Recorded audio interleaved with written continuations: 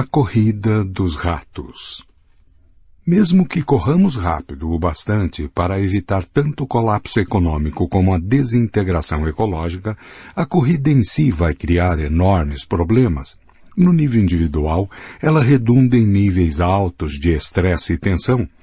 Depois de séculos de crescimento econômico e progresso científico, a vida deveria se tornar serena e pacífica, ao menos nos países mais desenvolvidos.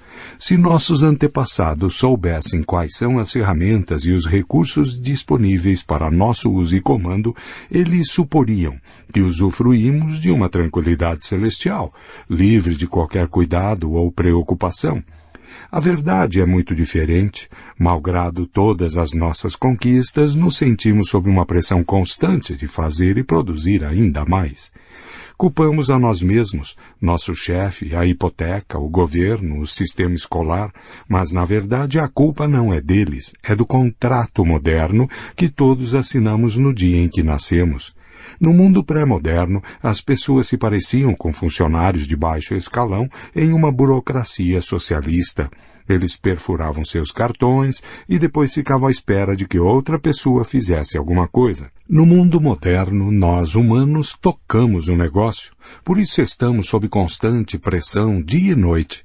No nível coletivo, a corrida se manifesta em reviravoltas constantes, enquanto sistemas sociais e políticos anteriores duravam séculos. Hoje em dia, cada geração destrói o mundo antigo e constrói um novo em seu lugar. Como brilhantemente expressa o Manifesto Comunista, o mundo moderno positivamente requer incerteza e distúrbio. Todas as relações fixas e todos os antigos preconceitos são varridos para um lado e novas estruturas tornam-se antiquadas antes de chegarem a se solidificar. E tudo que é sólido se desmancha no ar. Não é fácil viver num mundo tão caótico e é ainda mais difícil governá-lo. Por isso a modernidade tem de trabalhar arduamente para garantir que nem indivíduos humanos, nem a coletividade humana tentem abandonar a corrida, a despeito da tensão e do caos que ela cria. Para tal fim, a modernidade sustenta o crescimento como um valor supremo, em prol do qual devemos fazer todo o sacrifício e arriscar-nos a qualquer perigo. No nível coletivo, governos, empresas e organizações são incentivados a medir seu sucesso em termos de crescimento e a temer o equilíbrio como se fosse o diabo. Em nível individual, somos inspirados a aumentar constantemente nossa renda e a elevar nosso padrão de vida. Mesmo que você estiver bem satisfeito com suas condições atuais, deve se empenhar por mais. Os luxos de ontem tornam-se as necessidades de hoje.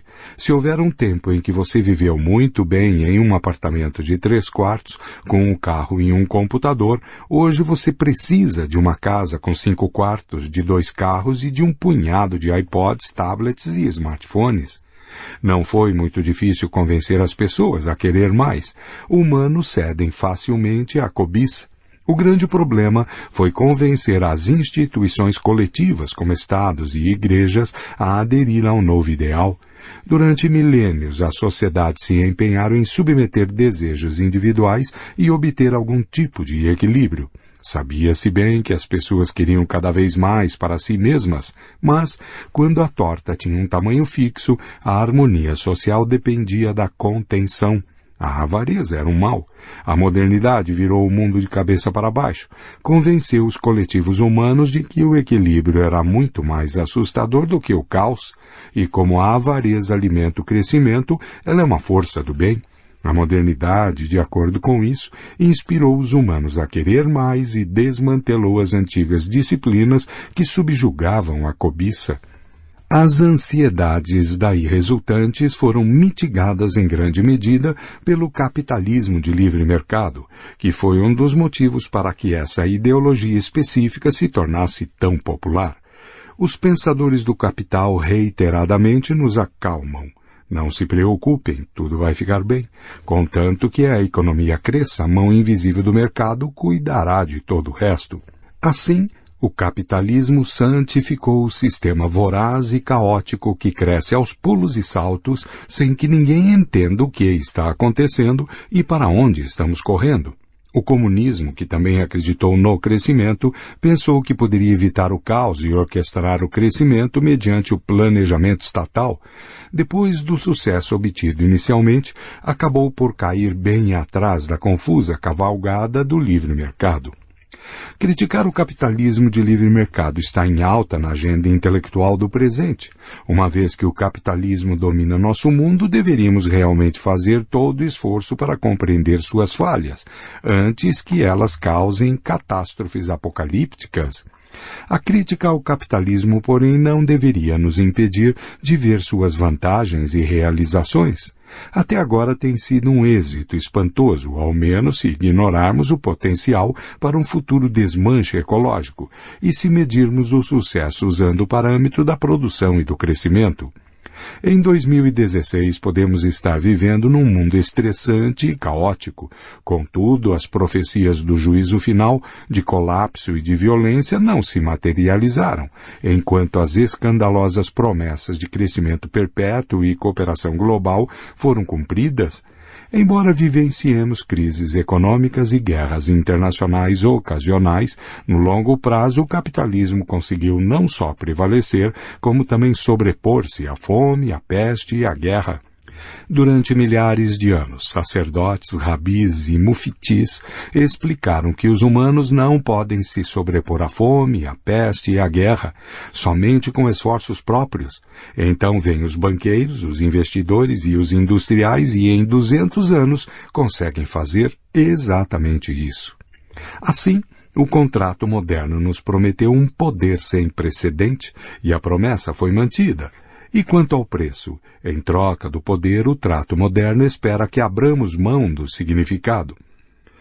Como os humanos lidaram com essa demanda assustadora? Obedecer a ela poderia resultar facilmente em um mundo sombrio, destituído de ética, estética e compaixão. Permanece, entretanto, o fato de que o gênero humano hoje não é apenas mais poderoso do que nunca, é também muito mais pacífico e cooperativo. Como os humanos conseguiram isso? Como foi que a moralidade, a beleza e até mesmo a compaixão sobreviveram e floresceram num mundo sem Deus e sem céu e sem inferno? Os capitalistas, mais uma vez, são rápidos em atribuir todo o crédito à mão invisível do mercado. Mas essa mão é tão cega quanto invisível e, sozinha, nunca poderia ter salvado a sociedade humana. De fato, nem mesmo uma feira rural pode se manter sem a mão auxiliadora de algum deus, rei ou igreja. Se tudo está à venda, inclusive os tribunais e a polícia, a confiança evapora, o crédito desaparece e os negócios murcham. O que então resgatou a sociedade moderna do colapso? O gênero humano foi salvo não pela lei da oferta e da procura, e sim pela ascensão de uma nova e revolucionária religião, o humanismo.